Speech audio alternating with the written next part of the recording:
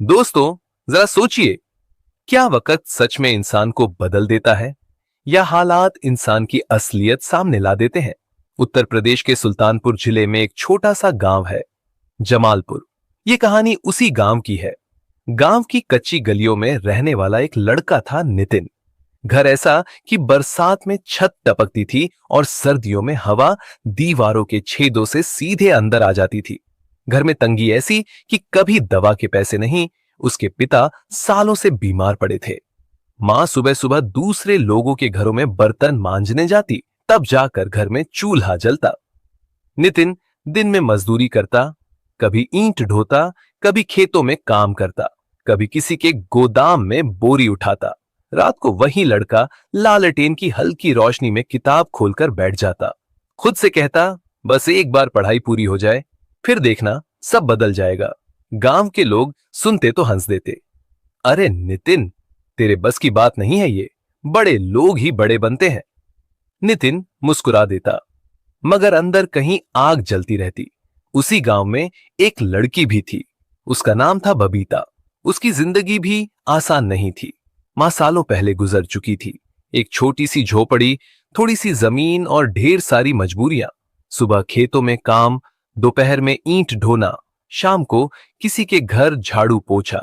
लेकिन अजीब बात थी, इतनी मुश्किलों के बावजूद उसके चेहरे पर हमेशा एक सुकून रहता था। नितिन और बबीता अक्सर गांव के पीपल के पेड़ के पास मिलते। न कोई बड़ी बातें, न कोई वादे, बस दो थके हुए लोग जो एक दूसरे के सामने बैठकर थोड़ा हल्का महसूस करते थे। एक दिन शाम को नितिन उसकी झोपड़ी के बाहर बैठा था। किताब हाथ में थी, मगर आंखें जमीन पर टिकी थीं। बबीता ने पूछा, क्या सोच रहे हो? नितिन ने गहरी सांस ली। अगर मुझे कुछ बनना है तो शहर जाना पड़ेगा, यहां रहकर कुछ नहीं होगा। कुछ देर दोनों चुप रहे। फिर बबीता ने धीरे से पूछा, तो जाओगे कब? नितिन, जाने के लिए पैसे भी तो चाहिए। अगले कई दिनों तक नितिन और ज्यादा मेहनत करने लगा। सुबह मजदूरी, रात पढ़ाई, लेकिन जितना भी कमाता शहर के खर्च के सामने बहुत कम पड़ता। एक रात वह थक कर जमीन पर बैठ गया। उसने धीरे से कहा, लगता है मेरा सपना सपना ही रह जाएगा। तभी बबीता चुपचाप उसके पास आकर बैठ गई। कुछ देर तक कुछ नहीं बोली। फिर उसने अपनी मुट्ठी खोली और उसके सामने कुछ पैसे रख दिए। नितिन चौंक गया। ये पैसे कहां से आए बबीता? तू शहर जाएगा बस, लेकिन इतने पैसे? तू चिंता मत कर, पढ़ाई कर। नितिन समझ गया, ये पैसे आसानी से नहीं आए। शायद उसने अपनी छोटी सी जमीन का हिस्सा बेच दिया था, या अपने गहने। उसने तुरंत पैसे वापस करने की कोशिश की। नहीं बबीता, मैं ये नहीं ले सकता। इस बार बबीता की आवाज थोड़ी सख्त थी। अगर तू नहीं जाएगा तो मेरी मेहनत बेकार हो जाएगी। उसकी आंखों में अजीब सा यकीन था, जैसे वह पहले से जानती हो नितिन एक दिन जरूर सफल होगा। आखिरकार नितिन ने पैसे ले लिए। कुछ दिनों बाद शहर जाने का दिन आ गया। बस अड्डे पर पूरा गांव खड़ा था, लेकिन देखने के लिए, विदा करने के लिए नहीं। बस बबीता थोड़ी दूर खड़ी थी। नितिन उसके सामने आया। उसने छोटा सा बैग कंधे पर टांगा हुआ था। मैं जल्दी लौटूंगा, कुछ बनकर, उसने कहा। बबीता मुस्कुराई, मुझे पता है। बस चलने लगी। नितिन खिड़की से बाहर देखता रहा और बबीता वहीं खड़ी रही, जब तक बस धूल में गायब नहीं हो गई। शुरू शुरू में नितिन की चिट्ठियां आती रहीं। वह लिखता, शहर बहुत बड़ा है, काम भी करना पड़ता है, लेकिन पढ़ाई भी चल रही है। बबीता हर चिट्ठी को कई कई बार पढ़ती, फिर सावधानी से मोड़कर एक पुराने डिब्बे में रख देती। लेकिन धीरे धीरे चिट्ठियां कम होने लगीं। पहले हर हफ्ते, फिर महीने में एक बार, फिर कई कई महीने गुजर जाते। हर सुबह बबीता रास्ते पर खड़ी होकर डाकी का इंतजार करती। डाकिया आता, उसके घर के सामने से गुजर जाता और बबीता की उम्मीद उस दिन फिर टूट जाती। लेकिन फिर भी वह खुद से कहती, कोई बात नहीं, वो जरूर आएगा। घर चलाने के लिए उसे पहले से ज्यादा काम करना पड़ रहा था। गांव में दिहाड़ी मिलती भी तो कभी कभी, इसलिए उसने पास के ईंट भट्टे का रास्ता पकड़ लिया। सुबह अंधेरा ही रहता जब वह घर से निकलती। ठंडी मिट्टी को पैरों से गूंदना, गीली ईंटों को दोनों हाथों से उठाकर कतार में लगाना, फिर सूखने के बाद उन्हें सिर पर ढोकर भट्ठे तक ले जाना। धूप सिर पर आग बरसाती, हाथों में छाले पड़ गए, लेकिन उसने काम नहीं छोड़ा। शाम को जब वो थकी हुई अपनी झोपड़ी में लौटती तो वो पुरानी चिट्ठियां निकालती। उन खतों में लिखे शब्द उसके लिए सिर्फ स्याही नहीं थे, वो उम्मीद थे। मैं ठीक हूं, पढ़ाई चल रही है, एक दिन सब बदल जाएगा। एक दिन कई महीनों बाद डाकिया उसके दरवाजे पर रुका। बबीता दौड़कर बाहर आई, आंखों में चमक थी। मेरा खत आया? डाकिया थोड़ा झिझका।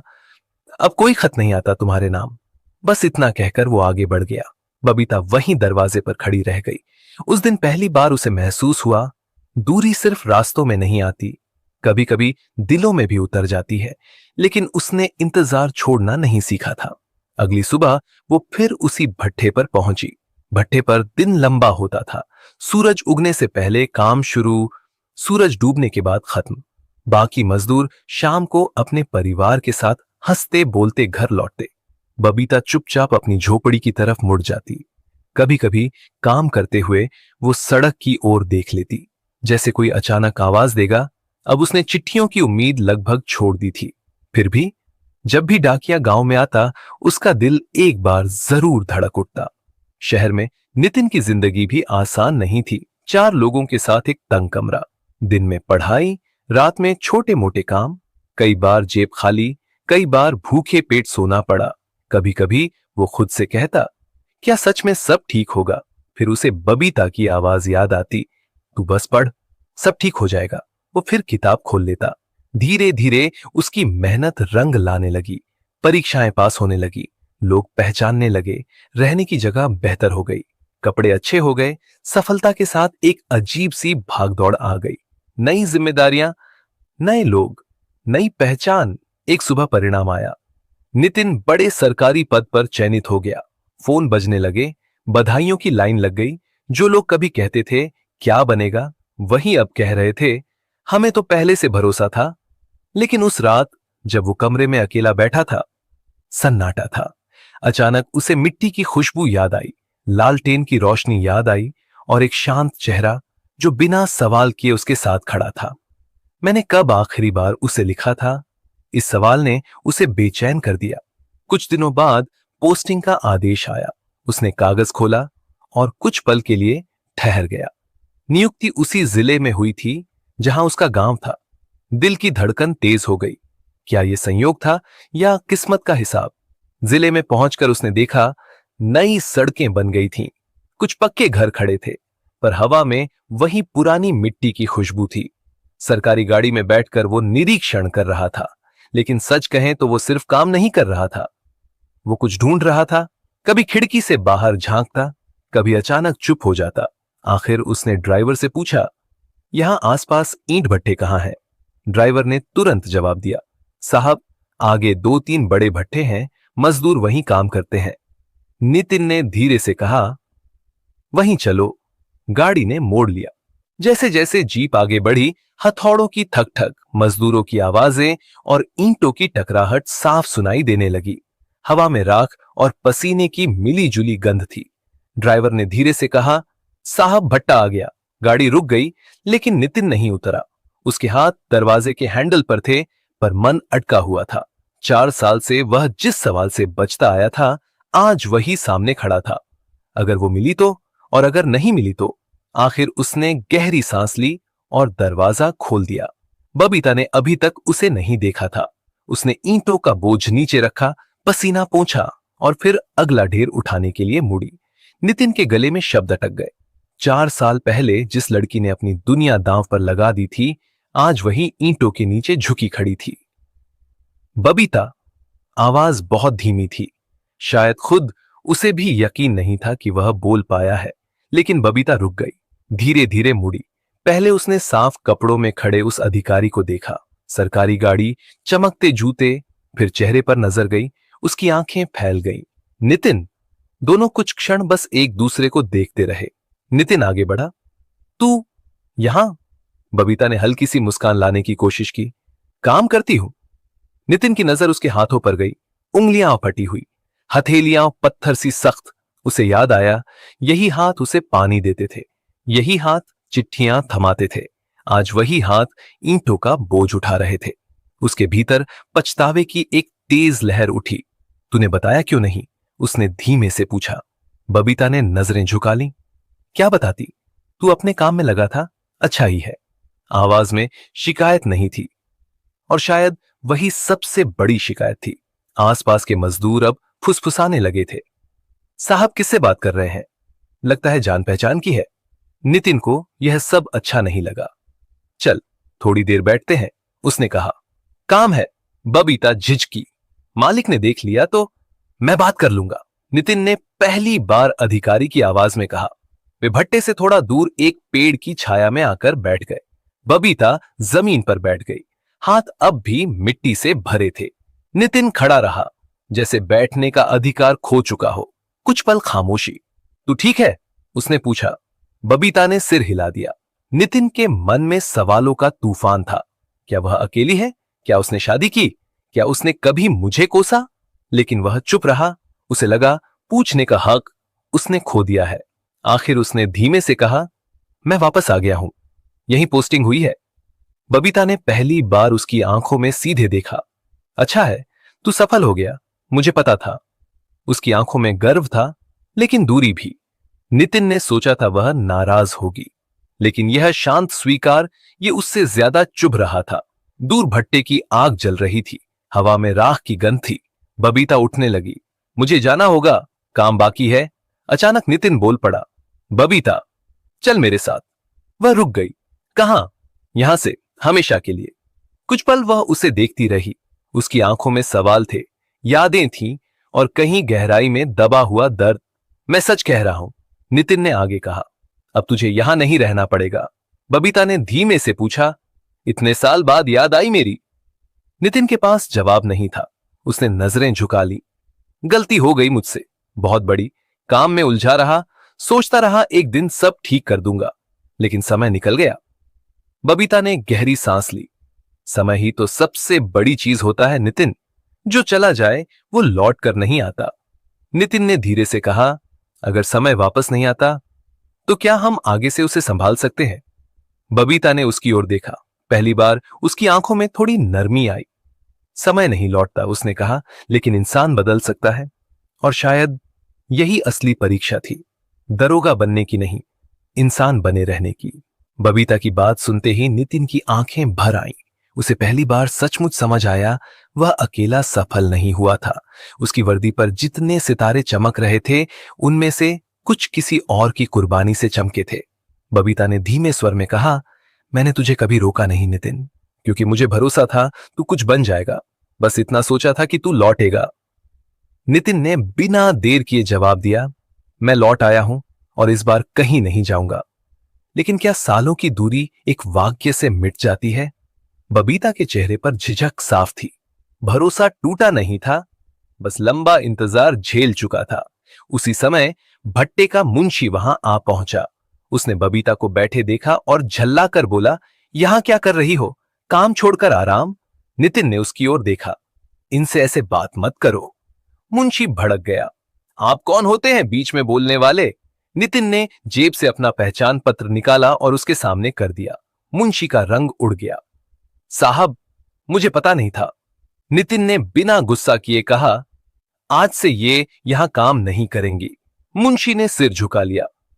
बबीता यह सब चुपचाप देख रही थी। उसके मन में सवालों का तूफान था। इतने साल बाद क्या सच में मेरी जिंदगी बदलने वाली है? चलो, नितिन ने कहा, मेरे पास थोड़ा सामान है। बबीता ने संकोच से कहा, ले आएंगे, अभी चलो। दोनों भट्टे से बाहर की ओर बढ़े। मजदूर उन्हें जाते हुए देख रहे थे। किसी की आंखों में हैरानी, किसी में सवाल। सरकारी गाड़ी के पास पहुंचकर बबीता रुक गई। उसने शायद कभी सोचा भी नहीं था कि वह ऐसी गाड़ी में बैठेगी। नितिन ने दरवाजा खोला। हल्की मुस्कान के साथ कहा, डर मत, ये तेरे लिए ही खुला है। कुछ पल की झिझक के बाद वह बैठ गई। गाड़ी चल पड़ी। खिड़की से बाहर वही रास्ते थे जिन पर वह रोज पैदल चलती थी। वही खेत, वही पेड़, लेकिन आज सब कुछ अलग लग रहा था, जैसे जिंदगी ने अचानक दिशा बदल ली हो। गाड़ी जमालपुर की सीमा में पहुंची। बबीता का दिल तेज धड़कने लगा।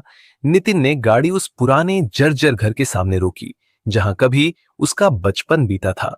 दीवारों का प्लास्टर झड़ चुका था। दरवाजा आधा टूटा हुआ। आंगन में झाड़ियां उगी हुई। बबीता धीरे से उतरी। घर को ऐसे देखा जैसे कोई पुराना दोस्त अचानक सामने आ गया हो। नितिन उसके पास आकर खड़ा हुआ। यहीं से सब शुरू हुआ था और यहीं से फिर शुरू करेंगे। बबीता की आंखें नम हो गईं। अब तू अकेली नहीं है, नितिन ने कहा। बस इतना सुनते ही उसके आंसू बह निकले। कई साल बाद पहली बार उसे लगा शायद इंतजार सच में खत्म हुआ है। लेकिन दिल के कोने में एक डर अब भी था, कहीं ये सपना तो नहीं। नितिन ने दरवाजा धक्का दिया। वह चरमराया और खुल गया। अंदर धूल जमी थी, कोनों में मकड़ी के जाले, एक तरफ टूटी चारपाई, वही जहां कभी वह लालटेन की रोशनी में पड़ता था। कुछ पल वह चुप खड़ा रहा। हर चीज उसे उसके संघर्ष की याद दिला रही थी। बबीता ने दीवार को छुआ, जैसे यकीन कर रही हो कि वह सच में यहां खड़ी है। इसे ठीक करवा दूंगा, नितिन ने कहा। फिर से रहने लायक बनाएंगे? बबीता ने धीरे से पूछा। तू सच में यहीं रहेगा? नितिन ने बिना झिझक जवाब दिया। हां, अब कहीं नहीं जाऊंगा। उसकी आवाज में इस बार हिचक नहीं थी, एक अजीब सी शांति थी, जैसे उसने आखिरकार समझ लिया हो कि असली जीत क्या होती है। अगले ही दिन काम शुरू हो गया। मजदूर बुलाए गए, टूटी छत हटाई गई, नई लकड़ियां डाली गईं, दीवारों पर ताजा प्लास्टर चढ़ा। वही नितिन है जिसे लोग कहते थे कुछ नहीं कर पाएगा, अब देखो दरोगा बन गया। लेकिन असली बात यह नहीं थी कि वह दरोगा बन गया। असली बात यह थी कि वह अपनी जड़ों को नहीं भूलना चाहता था। बबीता भी खाली नहीं बैठी। वह आंगन साफ करती, टूटे सामान अलग रखती, नए घर के लिए जगह बनाती। दोनों साथ काम करते, कभी चुपचाप, कभी हल्की सी बातों के साथ। एक दिन बबीता ने मुस्कुराकर कहा, तुझे याद है, तू यहीं बैठकर कहता था एक दिन बड़ा आदमी बनूंगा। नितिन हंसा। बड़ा तो बन गया, पर समझदार बनने में देर हो गई। घर बन रहा था, ईंट, सीमेंट और लकड़ी से, लेकिन असली निर्माण उनके रिश्ते में, उनके भरोसे में हो रहा था। घर की मरम्मत के उन दिनों में बबीता के चेहरे पर थकान साफ दिखाई देती थी, लेकिन इस बार वह थकान अलग थी। पहले वाली थकान में मजबूरी थी, अब वाली थकान में उम्मीद थी। कभी वह आंगन में झाड़ू लगाती, कभी टूटी चीजें अलग रखती, कभी नई जगह के लिए मिट्टी समतल करती। काम करते करते कई बार रुक जाती और चारों तरफ देखती, जैसे खुद से पूछ रही हो, क्या सच में यह वही घर है जहां कभी सब बिखर गया था? धीरे धीरे घर बदलने लगा। टूटी छत की जगह मजबूत छत बन गई, दीवारों पर नया प्लास्टर चढ़ गया, आंगन साफ होकर फिर से खुला और रोशन लगने लगा। कुछ ही दिनों में वह उजड़ा हुआ घर फिर से घर जैसा दिखने लगा। जब आखिरी काम खत्म हुआ तो नितिन दरवाजे के पास गया। उसने नई कुंडी लगाई, फिर थोड़ा पीछे हटकर पूरे घर को गौर से देखा।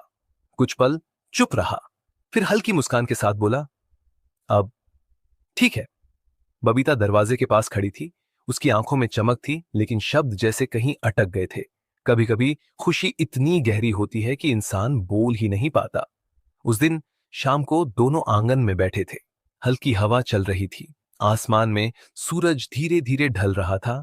चारों तरफ एक अजीब सी शांति थी। कुछ देर तक दोनों चुप रहे। फिर नितिन ने धीमी आवाज में कहा, तुझे पता है, मैं जितना आगे बढ़ता गया उतना ही अंदर से खाली होता गया। बबीता ने उसकी तरफ देखा। नितिन आगे बोला, लोग कहते थे मैं सफल हो गया हूं, अच्छी नौकरी, पैसा, इज्जत, सब था, लेकिन सुकून नहीं था। फिर मुस्कुराकर बोला, आज समझ आया असली कमी क्या थी। बबीता ने कुछ नहीं पूछा, लेकिन उसकी आंखों में जैसे जवाब पहले से था। नितिन ने सीधे उसकी आंखों में देखते हुए कहा, कमी बस एक चीज की थी, तू नहीं थी। ये सुनते ही बबीता की आंखें फिर भर आईं। कुछ देर बाद वह धीमे से बोली, मैंने कभी सोचा भी नहीं था कि सब फिर से ऐसा हो जाएगा। नितिन हल्के से हंसा, मुझे भी नहीं, लेकिन शायद कुछ रिश्ते टूटते नहीं हैं, बस समय के नीचे दब जाते हैं। रात धीरे धीरे गहरी होने लगी। आंगन में एक छोटा सा दिया जल रहा था। उसकी रोशनी में दोनों के चेहरे साफ दिख रहे थे, थके हुए लेकिन संतुष्ट। नितिन थोड़ा गंभीर होकर बोला, एक बात वादा कर। बबीता ने उसकी तरफ देखा, क्या? अब कभी मुझे छोड़कर नहीं जाएगी? बबीता कुछ पल चुप रही, फिर मुस्कुराकर बोली, अगर तू साथ रहेगा तो कहीं जाने की जरूरत ही नहीं पड़ेगी।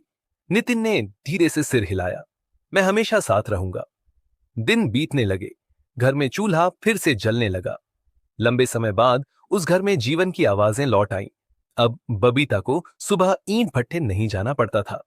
वह घर संभालती, आंगन में पौधे लगाती, कभी कभी बस बैठकर आसमान देखती, बिना किसी चिंता के। और नितिन, वह रोज अपने काम पर जाता, लेकिन अब एक फर्क था। पहले काम खत्म होने के बाद भी वह देर तक बाहर रहता था। अब वह सीधे घर लौट आता, क्योंकि अब घर में कोई उसका इंतजार करता था। और सच कहें तो इंसान की सबसे बड़ी खुशी यही होती है। एक शाम दोनों फिर आंगन में बैठे थे। बबीता ने धीरे से कहा, इतने साल मैंने इंतजार किया, लेकिन आज लगता है कि वह इंतजार व्यर्थ नहीं था। नितिन ने उसकी तरफ देखा, नहीं, क्योंकि तेरे उसी इंतजार ने मुझे यहां तक पहुंचाया। दोनों फिर चुप हो गए। इस कहानी की सीख भी यही है, सच्चा साथ और सच्चा त्याग कभी व्यर्थ नहीं जाता। समय चाहे कितना भी लंबा क्यों ना हो, अगर दिल साफ हो तो रिश्ते फिर से जुड़ सकते हैं। क्योंकि असली सफलता वही है जहां मंजिल तक पहुंचने के बाद आपके अपने लोग आपके साथ खड़े हों।